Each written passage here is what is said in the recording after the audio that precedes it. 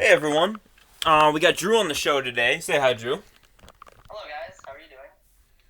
And we're gonna be talking about some stuff today, some good stuff, may I add.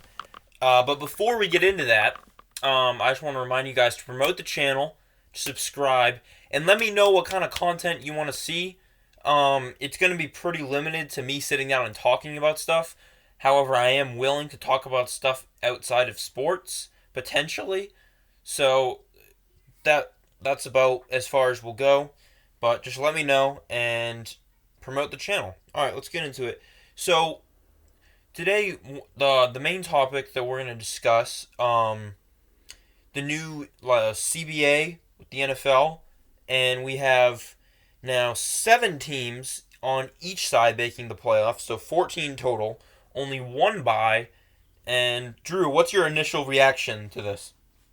My initial reaction at first, I was like, okay, this might be really cool because 7 playoff teams that make it a lot more interesting. Mm-hmm. Now I come to realize that I don't think I like it that much. I really feel like that the 2 seed should be rewarded a little bit more.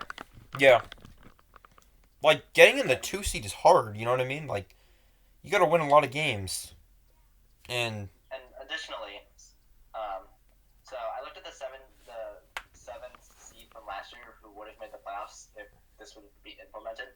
We would mm-hmm. have the Pittsburgh Steelers in the AFC, and we have the LA Rams in the NFC. And I really think that neither of those teams were ready to go against either KC or Green Bay, respectively. Yeah, that's a good point. That's a very good point. But I think it also like while I don't think that either of those teams would have beat Kansas City or Green Bay, I think it severely disadvantages them because they have to play an extra week. You know what I mean? They don't get that week of rest. But I would think that a week of rest would be helpful for a team, right? Yeah, exactly. So they don't. So Kansas City and Green Bay wouldn't have got that, and I don't know if Kansas City goes on the Super Bowl run if they don't get a week of rest because of all those close games. That could have been the It would help difference. with their momentum, maybe. Potentially, that's true. That's a good point. Um, so I'm gonna throw out a side to this argument, and I just want to hear what you think about it. Owners get paid more money when their teams are in the playoffs. More teams in the playoffs. That's what owners want. Owners more money. What? How do you think? Do you think there's truth to that? Um, I can see some truth to that, but I really think that they should be paying the coaching staff more, right? hmm Yeah, I think it's just more another example of owners trying to make a little bit more money, and also, um, the other thing with this, oh well, that might happen soon is a 17 game schedule.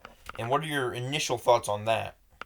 I do not like that at all. Like it's gonna get very hard to get used to. hmm And 17, that's like aside from being a terrible number, it's putting more stress on the actual players. I mean, hmm if they're reducing the training camp, that's good.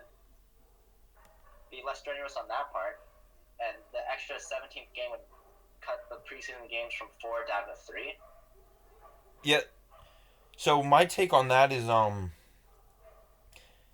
increases injury risk, which in a sport like football is not good. Like basketball, you can play a lot of games, whatever, but one more in football could be the difference. One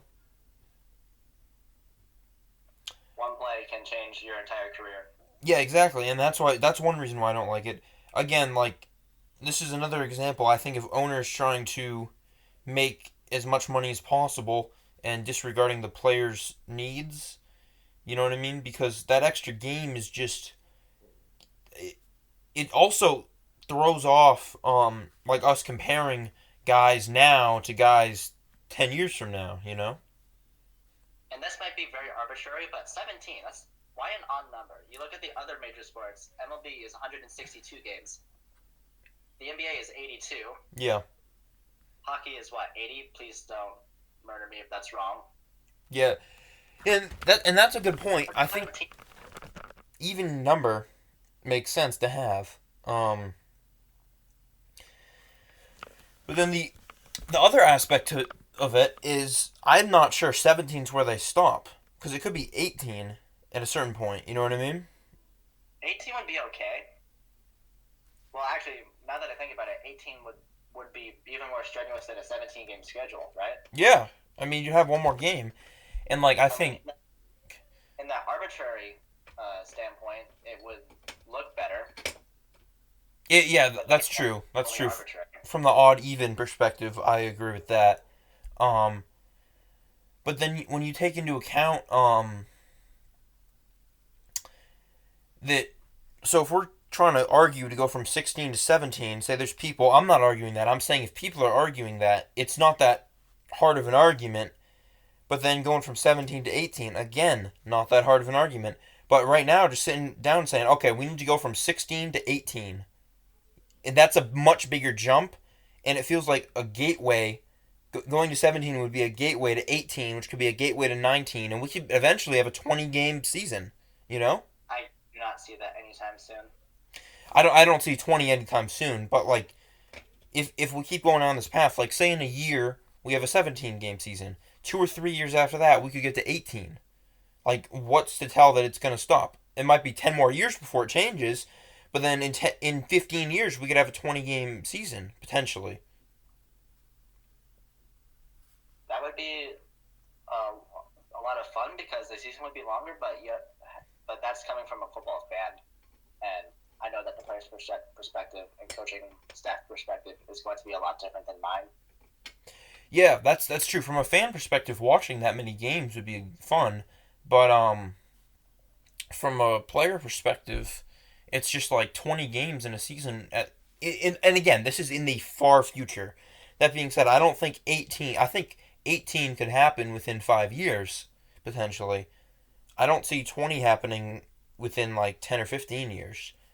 But still, I don't see 20 happening at all. I'm gonna be you don't honest. see that happening at all. And I could be completely. I'm probably completely off on that one, but I still think 18 is too much for the player, especially in a heavy contact sport with repeated hits adding up. Um, and then like you said, 17, the odd even thing. That's just kind of an awkward number. Like, again, that's just purely my opinion. If you Hmm. like 17, that's all right. But I know that it's not going to spit well with a lot of people. And yeah, say in like a few years we have this new guy who comes out of college. He's a great quarterback, wins 5 to 8 rings, something like a Tom Brady of his generation. But then he played 17 game seasons and didn't get a bye every year. How are we going to judge him against Tom Brady when you have those differences? You know what I mean? Especially when you think in college, they're not playing 16, 17 games. No, they're not. And I just don't like the whole idea of it. Of any, I don't like any of these changes. I think the 7 game thing, it's good for my Broncos, probably good for your Bears, and but overall, It's going to be a very interesting season for the Bears. yeah. One more thing I want to talk to you about is the Bears. Your team. Tell me how you're feeling going into the season. Notable changes. Yeah. Okay, so obviously going from 12 wins to 8 wins, it doesn't feel good, right? Yeah, that's yeah. So I think that Nick Foles, I feel like they could have gotten a little bit better of an option had they waited a little bit longer. I'm not saying Nick Foles is bad. He's a very good quarterback, and he has starting potential. And I think that he can fit well with Matt Nagy. So, who do you think they should have tried to get Cam Newton? I would have liked to see that, honestly. I just don't think that they had enough cap space for it. Oh, okay. Because they probably would have signed Cam to like a 3 or 4 year deal. Yeah. So what I'm making, so with the Cam Newton situation, he's from what I've heard, he's not willing to come off the bench. Have you heard that? I've heard that. So, um, Since he's not willing to come off the So bench, we'll it see. makes it harder, to sign him. But in the Bears scenario, I think he's better than Nick Foles, and I think he's not coming off the bench. So at that point, it becomes about money, and I think he needs to pick a priority, money or playing. And if he wants to make more money, he should have got the job in Dallas over Andy Dalton as backup. If he wants to play, he should have went to Chicago. You know what I'm saying? I do think though that by the end of the 2020 season, Mm-hmm. that Mr. Trubisky will not be the starting quarterback. I think Trubisky is going to be the Week 1 starter, Really? and if things go south from there, then it's off to Foles. Hmm. I think they're going to give him one last chance. I don't know about that. I think it's going to go back and forth the whole season. I mean, Trubisky, he has potential with his feet, and the offensive line was not very good last season. So I feel like if they improve their offensive line, which they did in the draft and free agent moves, I feel like they can let Mr. Trubisky pass out of the pocket more. Yeah. That's how he makes the big plays. See, I think they start with oppositely. I think they start with Nick Foles like for the first 5 or 6 games, and at that point, if they have like a winning record, like if they're like after 5 games, if they're 3-2 or better, I think they keep Nick Foles going forward. But if not, I think like if they're 2-3 and they get to like 2-4, I think they scrap the season and just throw in Trubisky to get development. What do you think about that?